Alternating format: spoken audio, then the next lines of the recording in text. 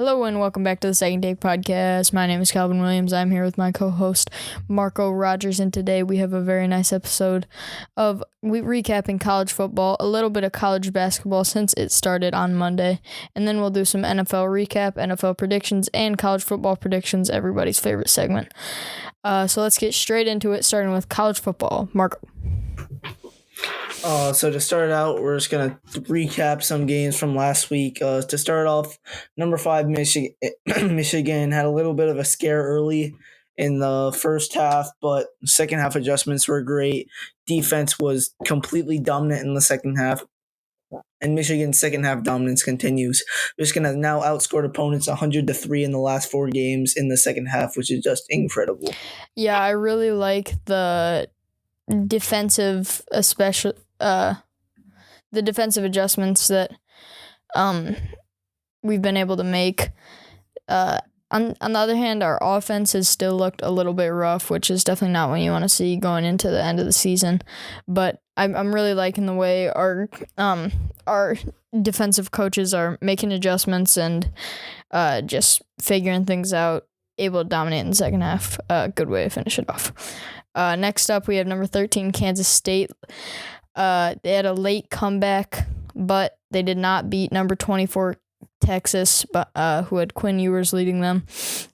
This was a good game. Kansas State was hot. Huge win over Oklahoma State, 48-0 last week, but couldn't get it done this week. Texas has been very on and off. Quinn Ewers been on and off, and the team's sort of just been following how he's been playing. He threw for 2 touchdowns, 200 yards. Definitely not like top tier quarterback, but no interceptions. Adrian Martinez threw 1 pick. That's usually the difference in these close games. Texas was able to get it done. Marco? Yeah, I mean, this game was 31-10 Texas at halftime. Kansas State made some great halftime adjustments. Total yards, Kansas State wins by 2, turnovers even, time possession pretty even. This was just a very even game. Came down to the wire at the end. Kansas State had like a 30-yard play at the end that ended up being a fumble by Martinez. So really only 1 turnover for Kansas State, but it just came down to their ability to stop Bijan Robinson, and they just could not do that. Bijan Robinson probably going to be the highest picked running back in the upcoming NFL draft. So talented, fast, breaks tackles, so elusive. He's one of the most complete backs that I've seen in a while. But yeah, solid performance from Texas. Quinn Ewers didn't really have to do much, under 200 yards passing, no picks, which is good. But Texas just have to prepare for next week against TCU. Yeah, that game next week is definitely going to decide how the college football playoff shapes out for TCU, not Texas because they have 3 losses. But Texas could definitely foil some chances that TCU has at a college football playoff run. Moving on, we have number 1, Tennessee, just getting absolutely dominated by Georgia. This game was a domination from start to finish. Tennessee was able to come back a little bit in the second half, but first half 24-6. In my opinion, Tennessee never really had a chance. It was just domination from start to finish. Tennessee couldn't put up any points, and Hendon Hooker he's like completely obsolete. So, Marco? Oh yeah, the only reason why Tennessee scored in that first field goal was because of a fumble, and they pretty much started at the 30-yard line, didn't move the ball. Tennessee's just got dominated this entire game. Their offense did not look very good. Their defense, as expected, looked pretty bad. This game, by the way it looked, it was 40-0 Georgia. The scoreboard was much closer than what the game actually was. Everyone knew Georgia was going to win the entire time from pretty much after the first quarter. And great job by Georgia, but they'll have to keep up this level of play with a couple of trap games coming up. So next up, Alabama loses at LSU in a very close game. Cal, do you want to talk about it? Yeah. So this was a game that was decided simply by Brian Kelly having the will to go for two at the end of the game to win it. But Alabama really just has not looked like the dominant team that they have been in the past at all this year. In these past 2 weeks, or these past couple of weeks, have really shown that in losses to Tennessee and LSU. In all fairness, LSU played a great game. They're really coming on strong after getting healthy in the middle of the season. Jaden Daniels only threw for 182 yards, but again, no picks. Bryce Young threw an interception, and that was.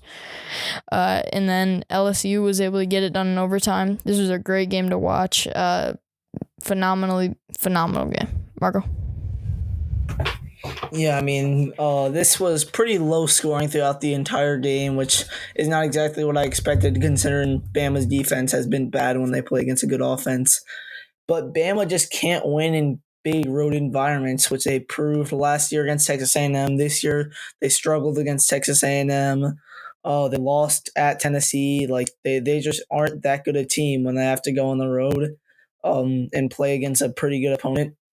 In LSU, they are a very solid opponent. Jaden Daniels, one of the best dual threat quarterbacks in the country. He has got it done when it mattered. Keyshawn Butte, he got open when it mattered. And LSU's defense this entire game was just incredible. Their ability to get pressure on Bryce Young was great. Alabama's O-line looked bad.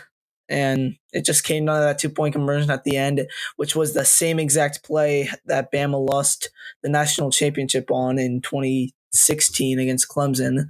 So LSU took a play out of Clemson's playbook from 2016 and used it to beat Alabama in 2022. What a great way to put it. Moving on, we have number 4 Clemson, just finally getting what they deserve. Probably knocked out of playoff contention almost completely here. Huge loss to Notre Dame, 35-14. And in this game, it's like it was surprising. I mean, it was surprising to a lot of people, but I wouldn't say it was surprising to us. Me and Marco have been saying that Clemson is not that good of a team for a long time. Cade Klubnik came in, threw one pass, threw a pick. DJ Uiagalelei, 27 for 39. That by itself doesn't sound that terrible. But then when you complete 27 passes and you throw for less than 200 yards, it just means you're getting shut down. Clemson just simply could not move the ball. Notre Dame was killing them on the ground game. Drew Pine threw for less than 100 yards, but Notre Dame ran for 263. It was just complete domination start to finish. It was not close at any point. Marco? Yeah, the only thing that confused me a little is how Clemson's defense allowed 21 points to a completely one-dimensional Notre Dame defense. Supposedly, the strong suit of Clemson's defense was the D-line with Brian Brees, Miles Murphy. Like, I actually believe that this is one of the best D-lines in the country. And supposedly, their strong suit allowed 263 yards to a offense that you know they're going to run the ball every play. Drew Pine throws for 85 yards, 9 for 17. They just weren't passing the ball because they knew they could push Clemson around.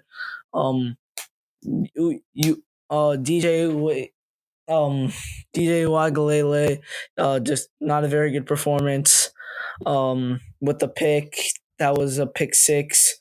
And special teams, blocked punt touchdown, defense, pick 6. That got it done for Notre Dame, and that's why they won this game. Yeah, if you're Clemson, you just can't let big plays, game-changing plays like that happen. Final game for college football, number 2 Ohio State, barely getting past 1-8 Northwestern. This was very ugly. Yeah, Yeah, it was just an ugly game. Obviously, the conditions here, weather-wise, were not ideal for Ohio State. So it was definitely a ground-dominated game, which doesn't play towards Ohio State's advantage. But this Northwestern team is terrible. Like, watching them play offense is actually painful to do. But I mean, Northwestern was able to hold them to 21 points. They had a little touchdown at the end, which helped him out, made a 2 possession game. But this is a Northwestern team that threw for less than 80 yards. And they really only had one guy in Evan Hall who was running Wildcat the whole game. And just consuming clock, and that's the reason Northwestern was able to stay in this game. They dominated time possession, they dominated play counts. Ohio State is the better team, but definitely not a good win here for Ohio State. Marco? Yeah, I mean, I heard Ohio State fans saying like all year, "Oh, this run defense is elite. Michigan won't be able to run the ball all over them. Our run offense is elite. We'll be able to run the ball for 200 yards on Michigan." I mean, in a game where both teams are going to run the ball on every single play, they're running Wildcat for half the game. You let them rush for 206 yards. This is a team that their only win is in Dublin, Ireland against Nebraska for the first week of the season. I think if they played Nebraska again, Nebraska would probably win by 20. This is a very bad team. Not that good of O-line for Northwestern. Not a good D-line for Northwestern. Ohio State looked bad in my opinion, even considering the conditions. And if the conditions are like this on November 26th, um, I think Michigan should be able to win pretty easily. Yeah, it's definitely going to be interesting to see those conditions later in the season. Moving on, we're going to do a little bit of college basketball talk. For the first time this year, we're going to talk a little about the best players in the country, some contenders, and then we'll talk a little bit about Michigan basketball and what they need to work on, and what they're looking like going into the season. So let's start it off with the best players in college basketball. Marco, you want to start us off? Oh yeah, so I'm just gonna list about 6 players that I think have good run that could have a run at the Wooden Award this year. Oscar Sheway, he won the Wooden Award last year. He returned to college basketball. He'll probably win it again. I'm very excited to see him go up against Hunter Dickinson in a few weeks. Next up, Hunter Dickinson. He'll carry Michigan very far probably, and he's just Michigan's best player. Michigan's a pretty good team. Yeah, and keep in mind, Hunter Dickinson's been in this conversation for the Wooden Award and the Kareem Abdul-Jabbar Award for the past 3 years, and he just keeps coming back. So you got to think he's getting more dominant by the year.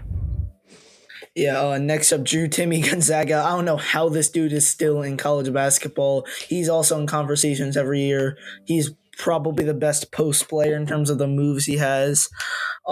He's developed a good shot.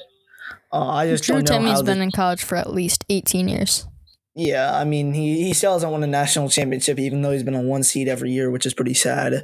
But, I mean, I don't know how this guy's still playing, and he's pretty much an NBA veteran playing college basketball. Next up, Tracy Jackson Davis, Indiana. I think he's probably the best pro prospect because of his athleticism, but I just don't think he has good enough post moves for college. Like he's an NBA type of big. I don't know why he returned for another year. He's not going to do much more than what he did last year. Good defensively, good at dunking the ball, but not great at anything else. But he'll dominate against bad teams, which will stat pad. And Armando Bacot, another great player for North Carolina. He's the type of guy who might get 20 rebounds, 15 points, all off rebounds in a game. Michigan also plays against him. That'll be an interesting matchup. Just a great player, and he has a very good team around him to give him even better stats. And next up, Marcus Sasser, probably the best non-big in college basketball. Probably the best guard in college basketball from Houston. They made a good run in the tournament last year, and mostly because of him. Now, Cal, can you talk about some of the contenders in college basketball? Yeah. Excuse me. We're gonna start it off with Kentucky. Preseason ranking was number 3, I believe. Right, Marco? 4. Kentucky's preseason ranking was number 4. Looking for a revenge tour this year after getting knocked out in the tournament. They have a great mix of talent and experience, and that's something that Kentucky usually lacks. So definitely big there. They usually have a lot of one and dones. So that mix of the young talent, those mentors, that's going to be super helpful for them. And then obviously the returning Wooden Award player Oscar Tshiebwe, he'll dominate along with Severe Wheeler. This is going to be a great team, but when it matters in the tournament, we're going to see if they can really shine. Moving on, we have UNC. Made it all the way to the national championship last year as an 8 seed. Gave up a huge lead. Kansas won it, obviously. Huge lead given up, but they did return like one of the top guards in the country in Caleb Love. So this is going to be a really good team to watch. And they also returned Armando Bacot, who's going to get 20 rebounds a game, as Marco said. The final contender we're going to talk about is Houston, super stacked team led by one of the best guards, if not the best guard in the country, in Marcus Sasser. This is going to be a really exciting team to watch. They have a ton of experience as they're not primarily a one and done school. They're just completely set up to be a 1 seed this year. You could almost see them being a 1, even undefeated team this year with their lack of strength of schedule. Marco, you want to talk a little bit about Michigan basketball? Yeah, so I think the big things on Michigan basketball is we just need consistency defensively and shooting wise. Last year, probably the most inconsistent team in the country. We would lose to Minnesota by 10 and then beat Purdue, the third best team in the country, by 30. But I think what's going to be big this year is having help around Hunter scoring-wise. Last year, no one could really isolate and score. This year, I think we have 2 guys. Jet Howard, obviously, scored 30 in the exhibition, 21 against Purdue Fort Wayne. And Kobe Buffkin didn't score as much as I would have liked against Purdue Fort Wayne, but was scoring a lot in the exhibition game. And he looked like a very good passer and just a much calmer player than what he was last year. I think they'll be our second and third scoring options. I think Dickinson will dominate. He'll probably average 17 and 9 a game. He'll get to the foul line often. He'll make his free throws. And I think the important thing is having shooters like Jet Howard, like Kobe Buffkin, like Joey Baker around him so teams won't double him as often and let him just isolate against the team's big and say, you guys just can't guard him. He'll put up 30 a game if they do not double team him. I think Jalen Llewellyn should probably be mainly a passer and defender. I don't think we really need him to be a scoring option. And he shouldn't try to be that big of a scoring option. If he can develop a better shot, that would help a lot. But just be a good facilitator and a good defender. And I think that'll get us pretty far as a good guard. Especially with Doug McDaniel coming off the bench with a lot of energy. Terrence Williams, the other starter, I think he'll be a great defender. He can shoot. If he can be a two-way forward, that would be big. And the thing I'm most excited about this team is how many good teams we play in the non-conference. We play number 1 North Carolina, number 4 Kentucky, and number 18 Virginia. And I would like to see us win 2 of 3 of those. I think we can. I think we'll be a good team in the non-conference. And the most important thing is like playing good every night, because there's not like a team that is better than Michigan in the Big Ten, but there's 9 to 10 teams that could beat Michigan on any given night. And there's only a few teams that are bad in the Big Ten. So Michigan's going to have to bring it every night, and it's going to be tough this year. But I think we'll still be a 4 or 5 seed.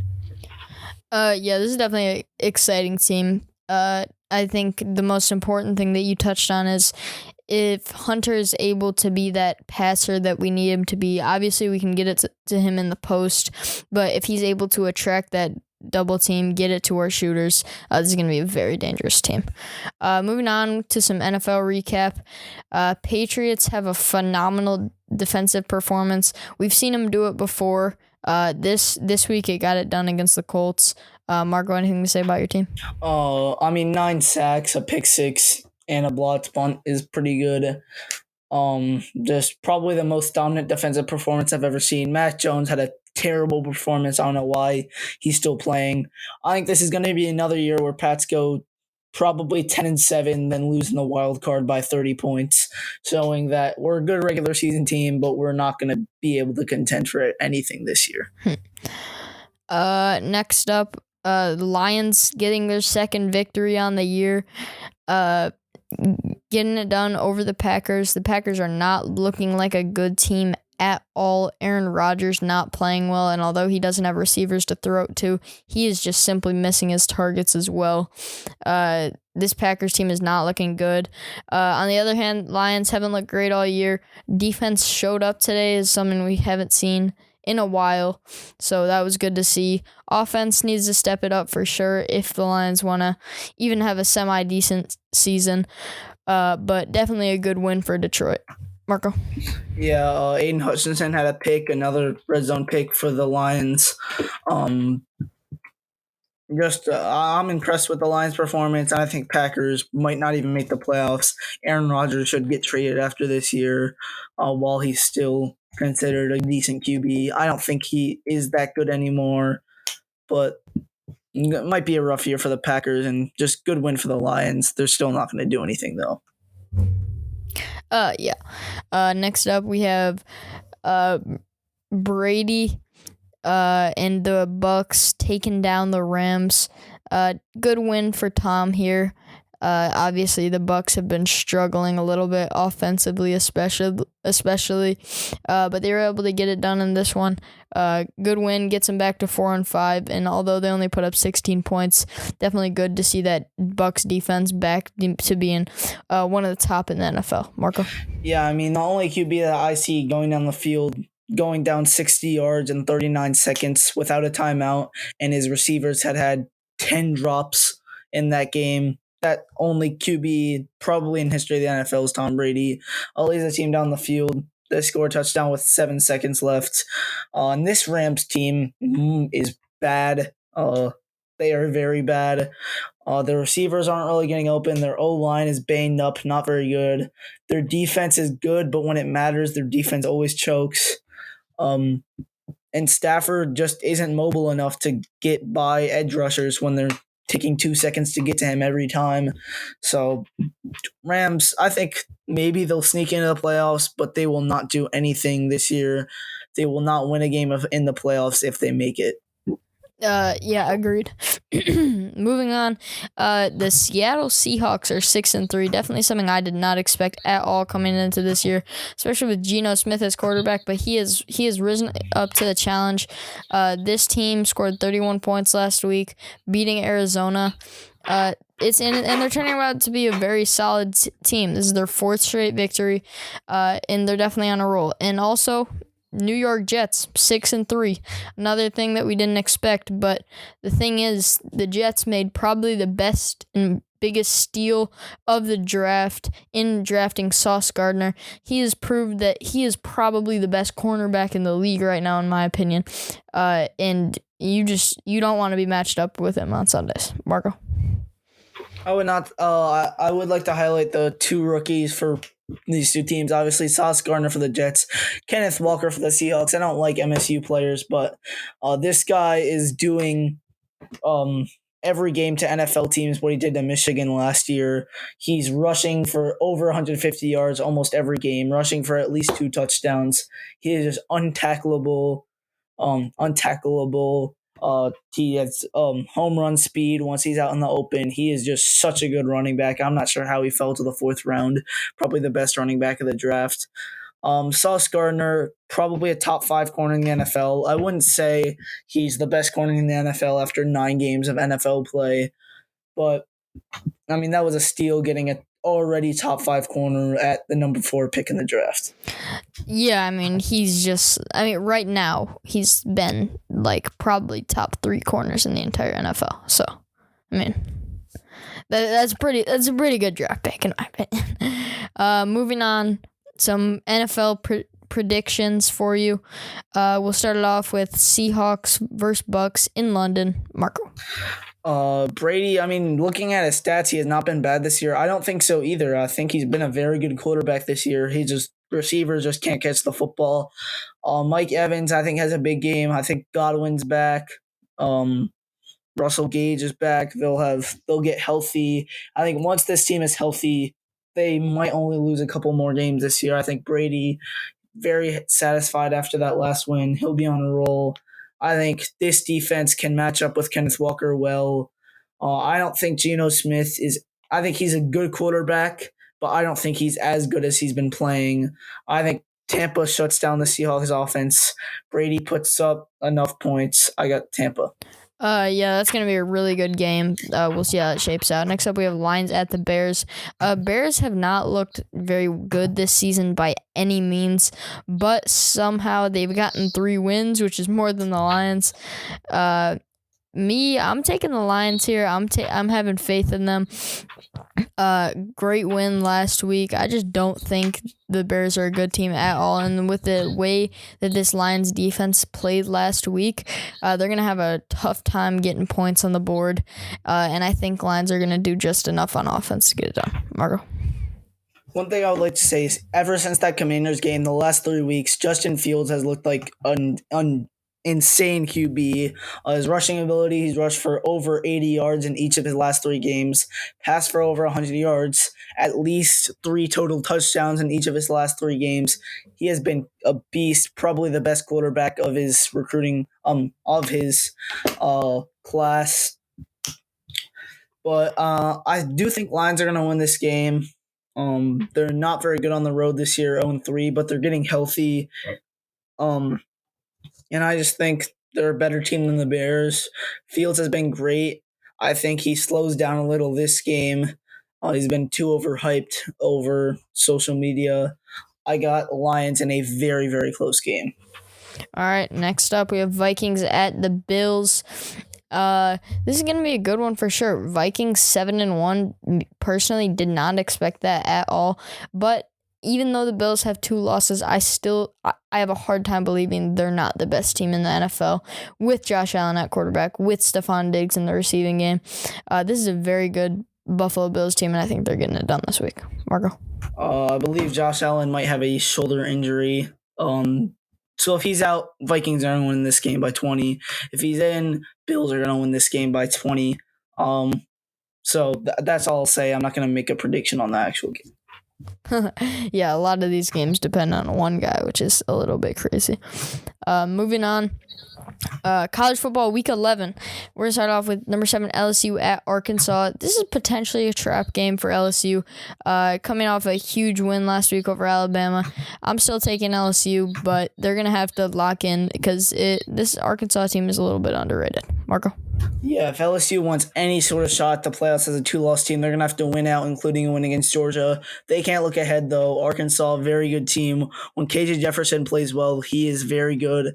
An elite offense here with Arkansas. They just need to figure it out defensively. I think they could. I'm still going to take LSU here in a very, very close game. Yeah. Moving on, we have Nebraska at number 3 Michigan. Nebraska has looked okay at times. Michigan 29.5 point spread. I think we will cover. Corum will bounce back a little bit after getting banged up a little bit last week. I mean, but the thing about Corum is, although it didn't seem like he had a great week last week, he still rushed for over 100 yards on a very efficient night. So gotta love how Corum is just that consistent for Michigan that even when he seems off, he's still getting 100-plus yards. But we've also seen a lot of production out of Edwards recently in the run game and not just the pass, so that is definitely good to have that backup guy for Corum just to relieve him, get him some rest. Marco? This game, the score is gonna depend on Casey Thompson's health. If he's out, I think Michigan should be able to completely handle this game and probably cover the spread. If he's in though, this is a guy in Casey Thompson that when he's playing well, he can be a top 10 quarterback in college football, like we saw last year at Texas. He makes some crazy plays. He also throws some unnecessary picks. But like when he's just running around, they got great receivers led by Trey Palmer, one of the best receivers in college football. Michigan has had trouble with elite receivers this year. So if Thompson is healthy, this could be a shockingly close game for Michigan. It also could be a blowout, but if he's not healthy, I think Michigan should easily win this game, and it shouldn't be close. Yeah, I hope it's not close either way. But moving on, we have number 9 Alabama at Ole Miss. We thought Bama was going to be angry after the Tennessee game. They were angry for one game, but then they won. Then they lost again against LSU. But I think they're going to have that 1 week anger. They're just going to dominate Ole Miss here. I think Ole Miss is very overrated also. So yeah, Bama's going to get it done here. Marco? Bama does struggle in tough road environments. I think this game will be within 20 points, but I think Bama wins by like 17. I don't think it's going to be all that close. Yeah. Moving on, number 22 UCF at number 17 Tulane. This is definitely a battle of the group of 5 teams here. Definitely those like not Power 5 conference teams that are still in the top 25. So it'll be interesting to see how it plays out. I think I'm taking Tulane here. They've looked very solid. Only one loss, has dominated in the American Conference. Just great season for Tulane. I think they're going to end up in a decent bowl. Marco? Yeah, the tough thing is if Tulane never lost to Southern Mississippi, they'd probably be like the number 12 team or number 11 team in the country right now, especially with that win at Kansas State. This is the battle for the Cotton Bowl, which is the best group of 5 team against a Power 5 team. So winner of this game probably will make a New Year's Six Bowl. I'm going to take UCF. I feel like they're a little more tested than Tulane. Tulane, besides that one against Kansas State, which was probably a bit of a fluke, they haven't really beaten anyone. Meanwhile, UCF has beaten teams like Cincinnati. They've beaten teams like SMU. They had a close loss against Louisville. Louisville's not a bad team. I think UCF's more talented. I think they're more well coached. Give me UCF in this game. All right, moving on, we have number 1 Georgia at Mississippi State. Although this Mississippi State team isn't ranked, behind Will Rogers at quarterback, anything can happen.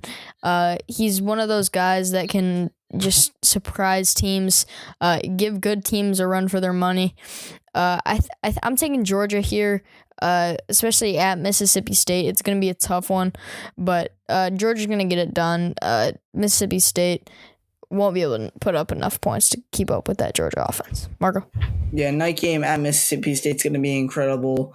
But I think this is going to be the kind of game where 3 quarters in, you're going to look at the scoreboard and it's going to be like 20-17 Georgia. People are going to flip on the game. Then the fourth quarter, Georgia's going to blow them out. Give me Georgia 34-17. All right. Moving on, we have our final college football prediction before our underdogs. Number 4 TCU at number 18 Texas. This is definitely the game I'm most excited for this weekend. Texas actually has a 7-point spread on this game, despite TCU being currently in the college football playoff with the rankings are.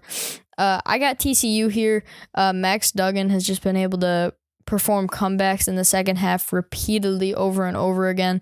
So even if they get down early, I don't think this Texas team is composed enough to withstand the comeback from Max Duggan. Marco? It's a night game at Texas. I think this game is going to rely on Quentin Johnston's availability, one of the best receivers in college football for TCU. If he can play, he'll give them another deep threat option. They'll be able to get a couple 75-yard plays with him that Texas just won't be able to stop. But if he isn't healthy, I don't think this TCU offense is all that good as we've seen in their last 2 games without him. They barely beat West Virginia. They did put up a lot of points, but they barely beat West Virginia. That was a game that came down the wire. Then they beat Texas Tech. They pretty much only won that game in the fourth quarter, winning it by 10 late. But I think if he's healthy, give me TCU by a field goal. If he isn't, give me Texas by 10. All right, yeah, that's going to be a very interesting game. You want to start off with your underdog prediction, Marco?